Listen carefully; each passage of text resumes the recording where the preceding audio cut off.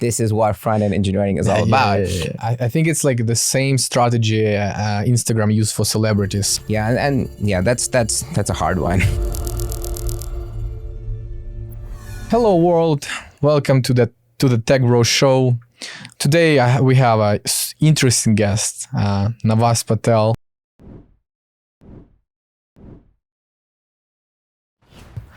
As this guy, I think you have a interesting mixture of extroverted soft skills and you have great engineering skills as well.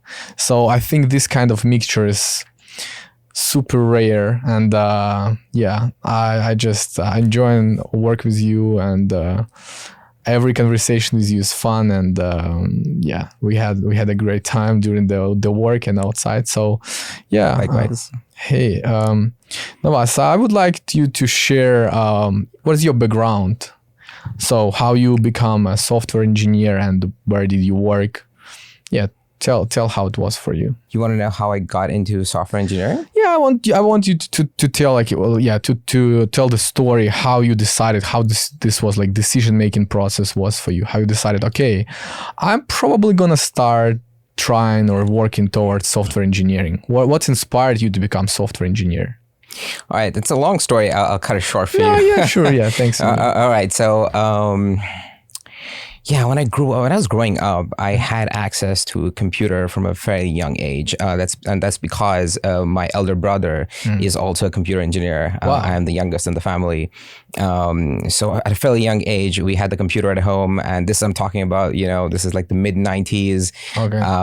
We had Windows 95 and disk operating system and floppy disk and stuff like that. And I was an inquisitive kid, always messing around with the computer, mostly breaking it, mostly, I even formatted it multiple times, and I've got yelled at multiple times by my brother. But yeah, it was a great time. And back in the day, I remember that I grew up in Bombay in India, and we had a street called Lamington Road. Okay. It's a very famous street. It's like a wholesale market for electronics. Wow. So we used to go there and we used to buy different parts of the computer and assemble it ourselves. Okay. So, we used to buy the processor, the RAM, the hard disk, the cabinet, buy like a different cabinet every time. So I bet to any like your birthday, parents present you some pieces of computer, right? Like better processor, better GPU or something like that. Absolutely. It was fun. So at a fairly young age, I could, disassemble and assemble the entire computer. I feel it. And then I used to do it for my friends as well, and just act cool because like, hey, I can do all this tech stuff. So the inclination towards computers was pretty natural to me, as a kid.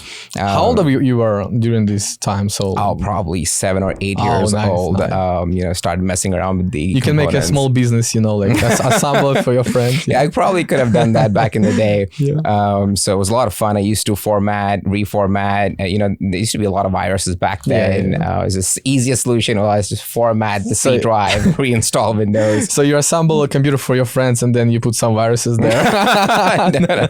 I wouldn't do it. They would do it. And they would call me and then, hey, I've got a formatted computer. And then they would be so scared. Like, you do it. Okay. So I used to take over and the big tech guy.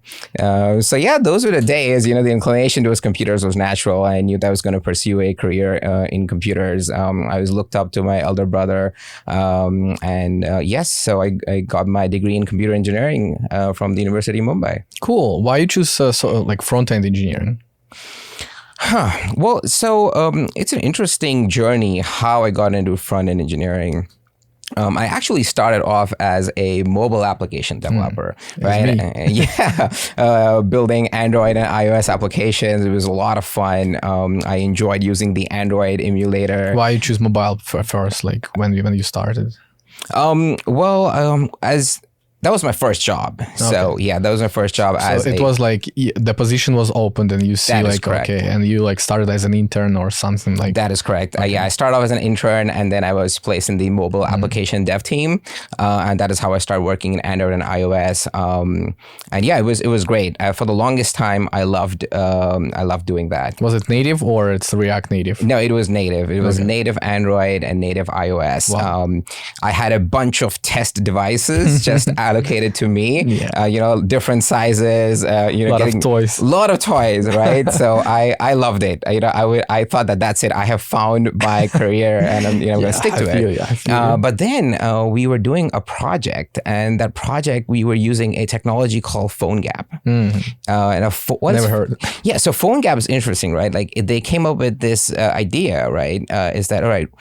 We develop an application in HTML, CSS, JavaScript, and wrap it and package it as an iOS application and ship it as an Android application. So it's like early days of React Native idea. Exactly. Or like EO or something. Exactly. It's like write once and then you deploy it everywhere. This dream for mobile engineering. The dream, right? And I was like, whoa, this is really great, right? Because typically when we used to work on projects, we used to work at least on an Android and an iOS application, right? And as you know, like Android is pretty different than iOS, right? Like Swift and Java is totally different. Different problems, different techniques, different user interface solutions and stuff like that. So this solution really got to me, and it's like, this is great. And PhoneGap supported like Android, iOS, Windows, BlackBerry, Symbian OS, everything. So that just took me, like what year it was, like, because all of these OSs already. Yeah, this is 2013. Oh, okay, gotcha. Yeah, this is 2013. So it's like 10 years in engineering already. Yes. I've been about a decade in engineering. Nice. So that's when I thought that, okay, hey, this is really great, and I think I should look more into web development. And then I did my own research, and then what I found was the browser, if you see, was gaining more and more power, right? The browser capabilities is increasing, right? The browser can access location, the microphone, face reading, video, screen share files, Bluetooth. Like the capabilities of the browser have just increased, right? So most of the times you could just get away by writing a web application than building of just a specific native application. So that, so that got me into studying more of like front-end concepts, more of JavaScript. And the more I learned, the more I was fascinated. And I think I could, kind of now shift. This is great because I loved mobile app development. But the web UI that you build, you can use it on the phone, you can use it on the laptop, you can use it in the computer, you can use it everywhere. That is how I got into front engineering full time. So it was like you saw the opportunity that the product which you produce gonna be spread out across multiple platforms and more users can use it. Exactly. But if you would compare engineering, like mobile engineering and front-end web engineering, how would you compare it to these technologies, to these parts of software? Yeah, I guess the biggest difference is in the language that is used in developing. And I think with what comes with language comes, principles related to the language, right? Like JavaScript is so different, purely functional, and it doesn't come with like the constructs, that come in Android development or iOS development, the callback functions, more specific to a mobile device, right? So it's more generic, but it would still work. It still works perfectly fine in mobile devices as well. But do you think mobile engineering is a little bit more complicated because the resources which device has, and it's super limited. So like you need to be super optimized battery usage, and on top of that you have a storage, because web development you barely use storage. You have like really short-term storage, and you can't guarantee that you will have access to this data. In comparison with mobile, when you always have this like device and you could put something in this storage and access it, for the user, for the customer, and it's changed user experience dramatically, and it's opened a lot of opportunities for engineers. But on top of that, it adds complexity for mobile engineers. What do you think about the complexity? Yeah, absolutely. I mean, whatever you said is absolutely correct, right? So it's very specific to what kind of application you want and what your requirement is. And that's what I said. Like for most applications, you can just get away with just a web UI. Like if your requirement is to build something really more complex where you want to persist a lot of data, you want to kind of have like a local SQLite database as well sitting in your application. You want data persistence and more complex rendering demands, probably a little game or something like that. And that's when you could go pure native. But what I'm trying to say is like most of the web applications, especially for enterprise, right? You could just get away with building a web UI. And, you know, if you want to package it as a application, you can. But even just a web UI on the browser is fairly good and fairly powerful in 2023. I like that you bring enterprise here, because I truly believe that front end is a great tool for enterprise projects. When people work in the office and they use software for web platform, and it's like B2B, business to business segment, when mobile application is closer to business to client segment, where people use mobile application every day. So it should be like in a shorthand, you know, just in the pocket, this application, mobile application there. But for web, you need to go for the computer, or sometimes you just need like really kind of like shorter access through your mobile app. It's great. And how was transition from mobile to the front end? Was it hard for you to make a transition? Like what the challenges you faced during this experience transfer? Yeah, I think the challenges were pretty much the same when you start off doing anything new, right? You have to start from the ground level, right? We did an application and I was able to do HTML, CSS, JavaScript. I think most of the people are able to understand basic of HTML, CSS, JavaScript, but getting into the depth and the advanced concepts definitely takes time. And especially related to web development is a different beast, because the UI development field, the UI engineering field went through a series of developments, right? It's evolution. It's a big evolution. Even JavaScript as a language has evolved. As you may have probably heard, you know, ES6, ES7, 8, 9, all of these evolution. TypeScript came in. A lot of features increased in the front-end engineering space. Modern frameworks, React Native. So sometimes it was really confusing and overwhelming with the amount of knowledge that you need to know and the amount of concepts that you need to understand, you know, just to build something that you thought was a web, web page. Okay. But now, you know, evolves into something called as a web application. It's not just a page anymore, but it's more of almost an application doing complex tasks, right? It has multiple pages, and you could do a lot with it. Got it. So I think you came to the United States as a front-end engineer, right? So how it was for you, how you decided to go to the United States, and what was the process, what was the adventure for you? Yeah, so my company in India, we used to work with several clients and several customers, building them applications, mobile applications. We were a service-based company. So it's like outsource, right? That's right. Okay. Yeah. So our client that we were working with wanted me to come on site here and work with them in their offices in California, and that is how I came here. Cool. And was it like unexpected for you, or you were literally had a goal to go to the United States and you kind of like? No, that was unexpected for me. Oh, okay. Yeah, I used to do a little bit of traveling in India itself, but getting an opportunity to come to the U.S. was something that I didn't really have in my mind. It just came up that the customer wanted me to be here with them in the U.S. So you came like probably like in the Bay Area or something like the place, yeah? That is right. Yeah, I was working with the customer from India, and then I was called here. How you would compare the market in India and in here in the US for software engineer? As in the job market? Yeah, job market, yeah. difference like in the interview processes? Yeah, and I guess the interview processes are pretty much the same. They go hand in hand with the fact like certain different companies have their own way of conducting interviews. So I guess that thing stands between India and the US.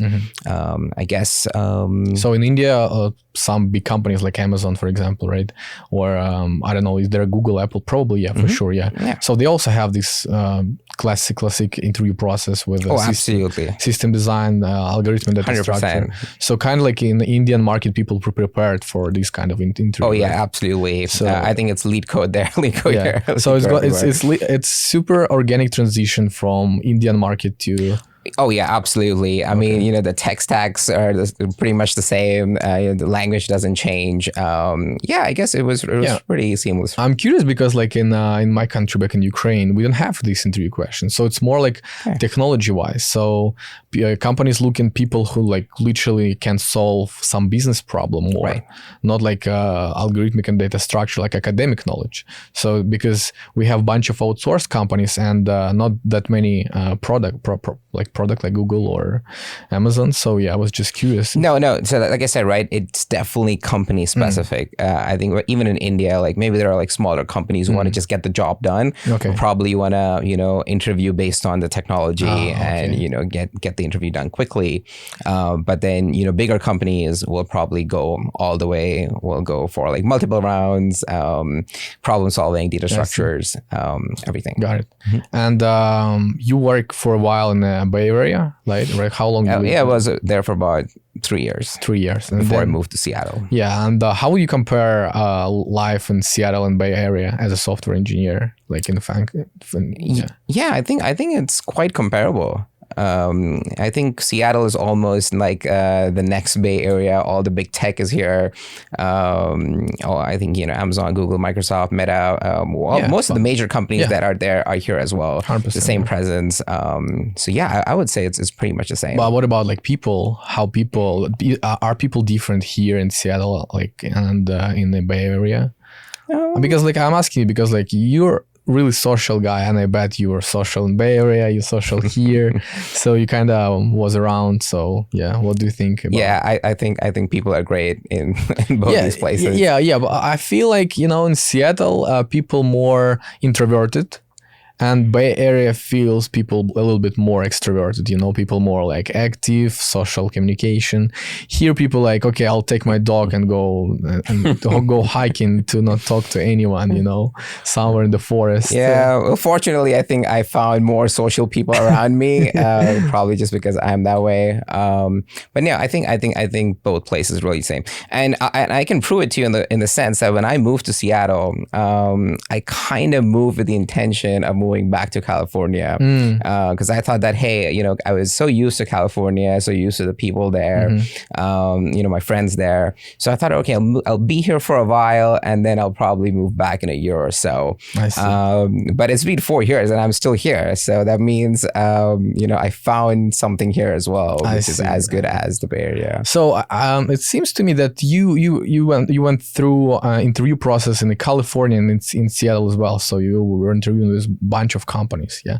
Can you what kind of companies you interviewed and which companies has a really strong front end position where people can grow and have a great products specifically for front end?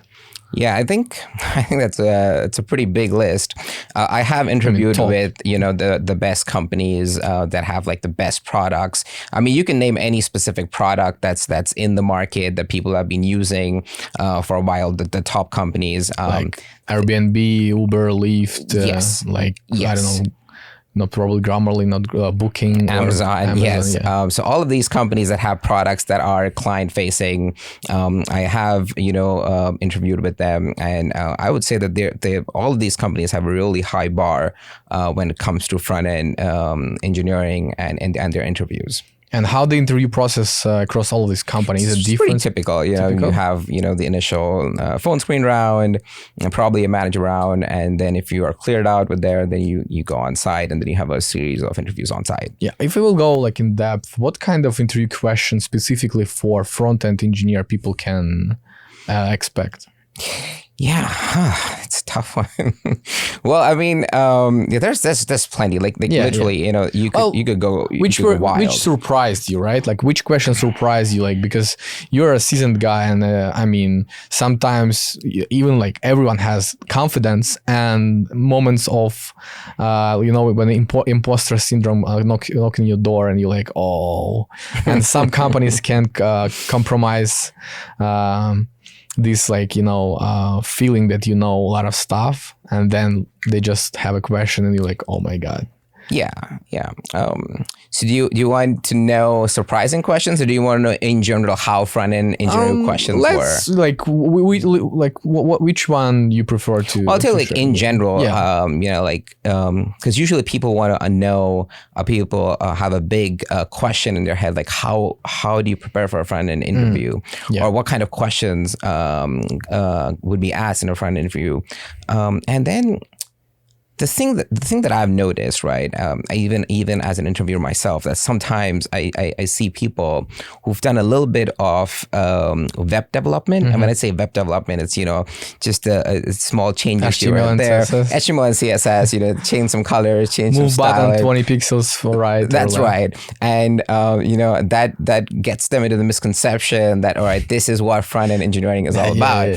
But you know, that's far from the truth. Front engineering is a lot. It's a huge term, and you know, it encompasses a lot of stuff, right? And then one of the biggest things that I always tell anyone who comes to me and, you know, wants to ask a question about like, hey, how do I prepare for front-end engineering? The answer is JavaScript. That's the bottom line. Like you have to really know the language inside out, and of course it depends on like whether you're starting off, you know, as initial, you're looking like an entry-level front-end engineer, or you're like a little senior role, and you know the questions could probably change depending on that. But definitely, you know, there are questions that can be created in JavaScript that probably sound difficult, but are actually pretty simple. Can you provide example of this? Yeah, like the classic example is a classic question is like what is debounce and what is throttle, right? In terms of the front end.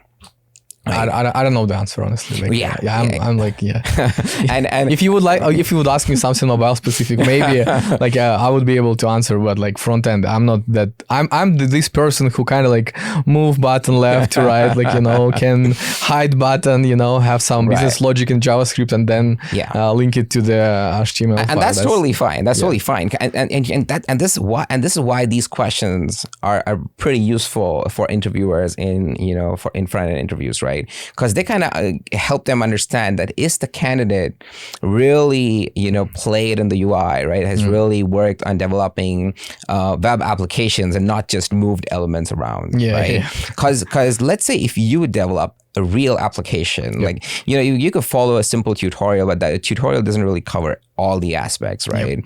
But when you've actually created or worked in a team that's built an enterprise application from the ground up, you will come across almost every scenario that's related to these questions, right? So when I say debounce and throttle, right, it's hard for me to figure out that somebody who's been working in the front end space for about 3 years has never used a debounce or a throttle function, right? You definitely come across the situation where you kind of use it, right?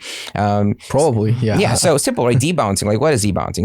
It's pretty simple. It says that, okay, if you are getting a task, and this in JavaScript, everything is a function, right? You want to ensure that the function is not called before a certain duration compared to the previous call.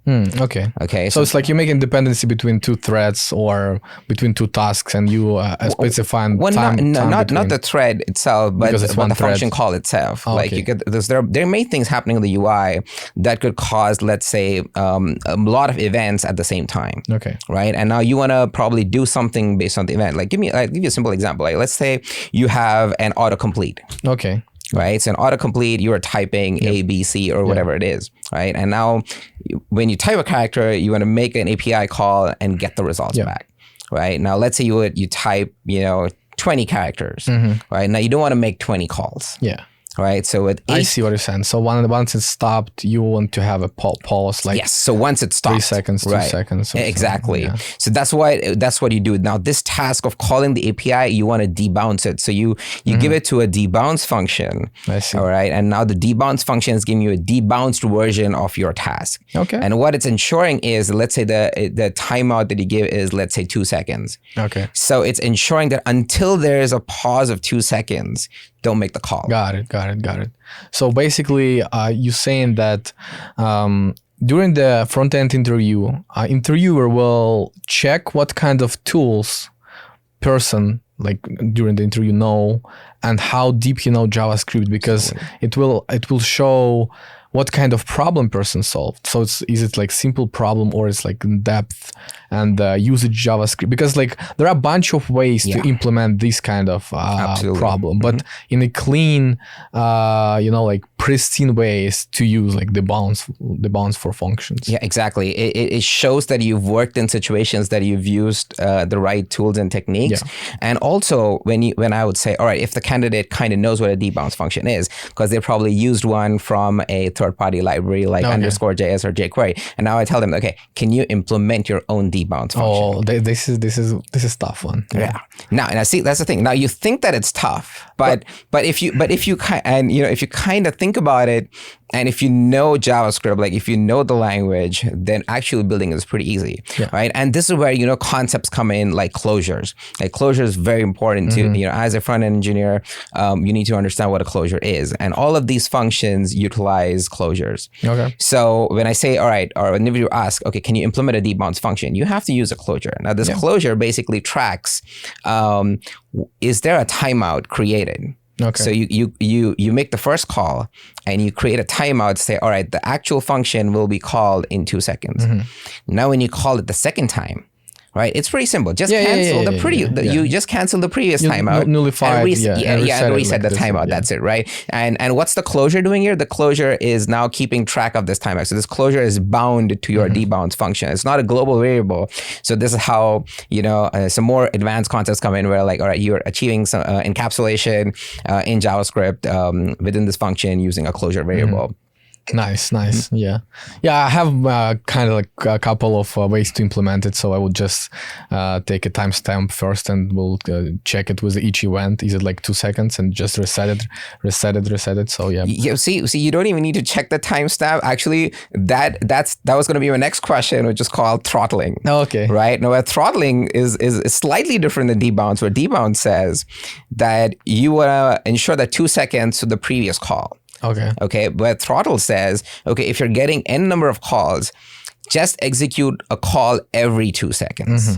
Okay. So you keep calling, but it will only execute once every 2 seconds. Now that's where you gotta maintain your timestamp, right? So you maintain your timestamp at the last time it was called, right? And now it's a new call, and now you check what is the difference between your timeout and the current time, and then you reschedule it for such that it only executes after the 2 second window is complete. So a little more complicated than debounce, but definitely again test. I actually think that this the throttling tool is really useful when, for example, backend send you like 500 error code. So then like I'm down, and you don't want to make it harder for servers. So you kind of say like, okay, now make a call every 30 seconds until like retry until you will have 200.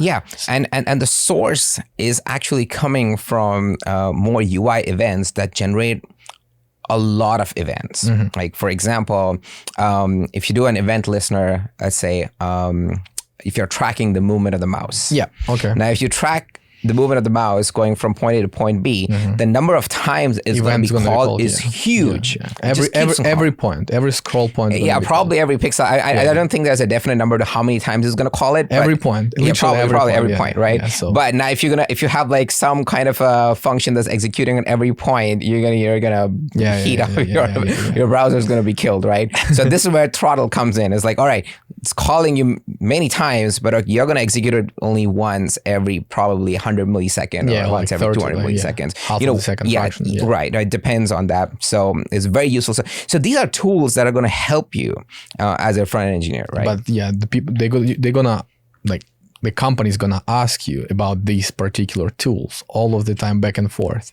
and that are these tools depends on what company use, or it's just general amount of tools? It's general. Okay, so, it's general. okay. Like I said, like deep bouncing and throttling, you have to do it, because you will come into a situation where you want to, you're scrolling the page. You want to do something when you scroll the page, right? It's the same thing. When you scroll, it's going to fire the event so many times, right? So you want to execute your logic only after a certain interval of time. So it's pretty generic. Okay, so looks like, for front-end engineering, you need to like pass the interview for front end, like JavaScript, right? Like specifically.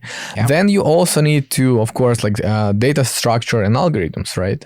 And then you need to like succeed in a system design interview. And the question is, what kind of system design interview front end developers have? Yeah. Because like just to clarify, because like for my experience, like when I was interviewing for Amazon, we kind of like, it was kind of like question for mobile, but then the interviewer just moved to the backend part. And yeah, like how's in the front end feel? Yeah, and that's the thing, right? The interviewer can do whatever he wants. That's true. Yeah, and that's what makes these specific engineering interviews probably hard. Like, because if let's say you're more specialized as a mobile developer or a front-end engineer, and then when you kind of go through all the layers of the stack, and then kind of gets more complicated. I personally feel like, let's say when you talk about front-end system design, I think the main focus is the front end. Of course, if you can answer further questions as you extend the back end and more, complex designs of the backend system itself, probably is an icing on the cake. Again, it all depends on the interviewer and what the team expectation is for the candidate. But typically, okay, let's take an example, right? A very classic example is a feed, right? A live feed. Probably it's like Twitter, Instagram feed, like Twitter, Instagram, or like Facebook. You have some posts coming in. Yeah, a bunch of views, and you like infinite scroll. You need to implement something like pointer. How you gonna exactly? So how do we take this forward? Like, okay, you want to design this, right? So we start from the basic. Like, you start from what you see. So what are you going to see? You have the client component, right? Yep. You need to have, the UI for displaying this. So let's say you have some display component. You probably have some data component. This is just the, this rough sketch of the UI. So you have a data component that's going to save the data. Then you have some kind of a controller component, right? Which is going to make calls to the server. But basically compute some events like... Right. Like it's going to make calls to the server, get the data back from the server, probably need to transform it, maybe clean it, and then put it to the data store on the client. Now you have the server layer, right? So you definitely need to understand that the data is coming from the server, right? So the front engineering does not mean that you have no idea where the data is coming from. It's coming from, you have an API, and the API system is calling from the server. But typically, I feel that now the server part is the black box here. Yeah. Okay. So now you're saying in your front end system design, you're saying, all right, I'm getting the data from the server, but now you're not really talking about that. You're more focused on this side of what happens once the data comes from the server. But if the interviewer tried to bring you to this black box to, like kind of...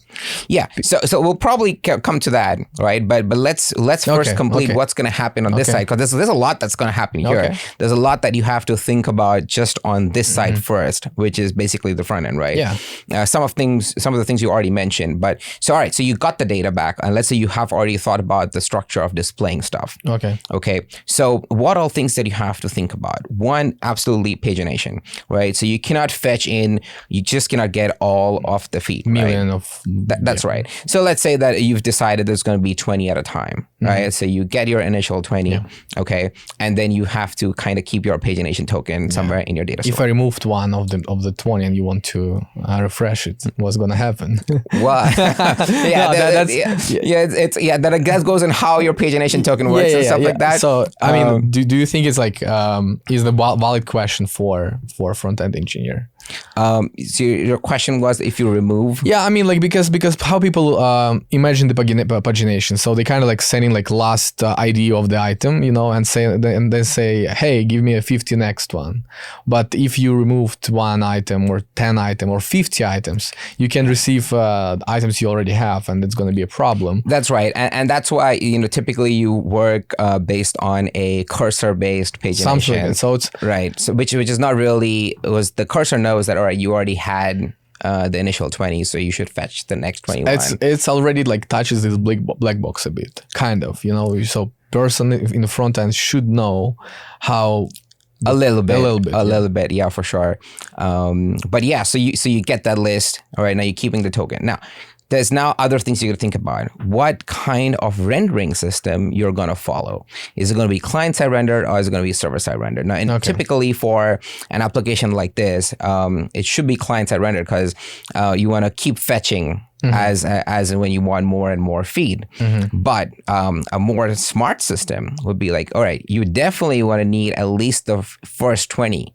So you could probably do a server-side rendering for the initial 20, and the first page comes back super fast because it's like pre-rendered on the server side, right? And then now you continue client side. So I see. You know, so that's the design element there. Interesting. Yeah. Okay. I think it's like the same strategy Instagram used for celebrities. So they store all celebrities' information in their like short cache. Okay. And also like to have access super fast. So a lot of people want to know what Kim Kardashian doing, you know. So and for unfamous people, they like just storing them in a long corner, you know, like just probably me.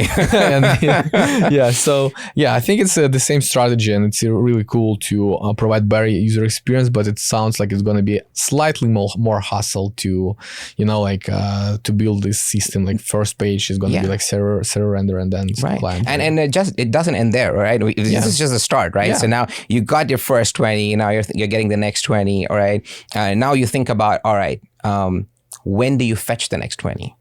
That's a good question, and I think it should be like in the best user experience decision. It should be related to the speed of scrolling of customer. That's good. Or it's like, you know, half, at least like when you scroll. So you definitely want it to be on scroll, right? Yeah. So now you're scrolling it. That means you said at certain point you want to fetch it. Yeah. Now what's that point, right? Yeah. So you probably don't want to come towards the full end of the list, because now, you know, now your user is like, okay, now I have to wait, right? So you probably just before maybe the last 3 items, right? You want to now make that call to fetch the next 20. Yeah. But how are you going to know? Well, I would say the best approach for any front-end task is to experiment. So A/B testing is the only right answer for this specific no, I know, but in terms of like implementation, like if you were implementing this, how would you know that now it's the time to fetch it, right? So it's going to be event, right, from the screen. And what event is that going to be? So because like when the view appear on the screen, right, you kind of have a callback or something. For scrolling the page, right? So when you're scrolling the page, you want to keep calculating how many remaining, and all right, now you just have this much height remaining, so let's go and make the next call because my scroll is going to end, right? And see, now here's the connection now to what we just spoke. If you're doing this check, you're doing these calculations on scroll, and like we just discussed, that scroll is going to keep making these calls so many times.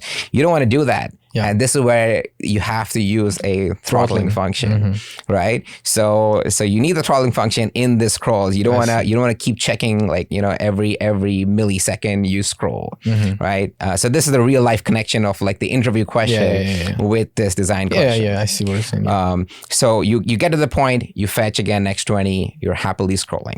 Cool. Right. So this was, and this, like you rightly said, is infinite scroll. Okay. What else? Now this scroll can really go deep, right? You can have so many posts. So now let's say your list initially was 20, 40, 60, could make like 300, 400. People just keep scrolling. Yeah, like Twitter, it's infinite. It's infinite scroll. Concept of many nowadays applications, infinite scroll, basically, to provide this like gesture for customer. Exactly. But now if you keep all of those in memory, your page is going to start slowing down because now your list is huge. Cleaning up, yeah. So how do you clean up? How much space you have for a browser? I don't think the browser really restricts you in terms of. I think it's a fairly large amount of space that you can take. But that's not the point. Like, okay, it's large amount of space, but your page will eventually start slowing down. Okay. Right, because you have all these objects that a DOM needs to manage. Videos or stuff. So much, right? So you need to think about it. So again, this is the design of front end. What you do is you implement something called as a virtual table.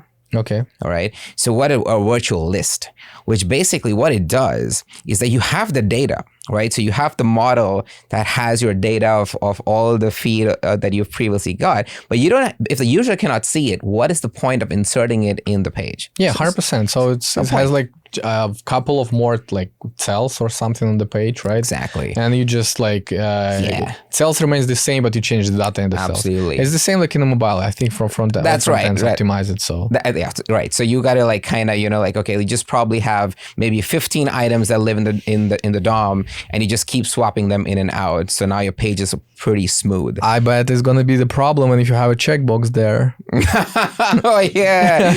I know what because you're saying. now you need to implement view model. Yeah, you keep 100%. Because like there is a UI part, and now you need to store the state of the UI because the client changes. 100%. It's a total nightmare to keep track of that. But if you keep things simple, for this question, if you just wanna just read and actually that's a good point. We could actually add that later. So let's say we spoke about infinite scroll. We spoke about virtual lists, images. Right, you don't want to prevent all size of image. You want like smaller size. You definitely want to optimize your image, but also text is faster, so you don't want to wait for the image to come in order to show your feed. Okay, so let them lazy load. Okay. Right. Yeah. So it's okay if the data comes first, if the feed text comes first, and the images come later, right? So lazy loading. That's images. Why it's blurred on your web page. Or whatever, exactly. What next? Loading indicators, right? When you scroll, sometimes all you see is like a skeleton of the feed and just like some animation, right? Instead of, and that's pretty cool. That's what Facebook does, right? You see that. You see the rectangle with the the image and everything. It just gives you the feel that all right, I'm gonna see it soon, right? I'm gonna see it soon. So great loading images, because the worst thing that you can do for your customer as a front engineer is show them a white screen. Right? Without any indication, without any stuff. So nice loading indicators. What else? But what I think I think the most complicated part of front-end engineering, mobile or website, comes when we have something with socket specific. When we tightly connected to the server, and literally server can send any kind of event, in any kind of time. So we don't have this the simplest front-end stuff is like when it's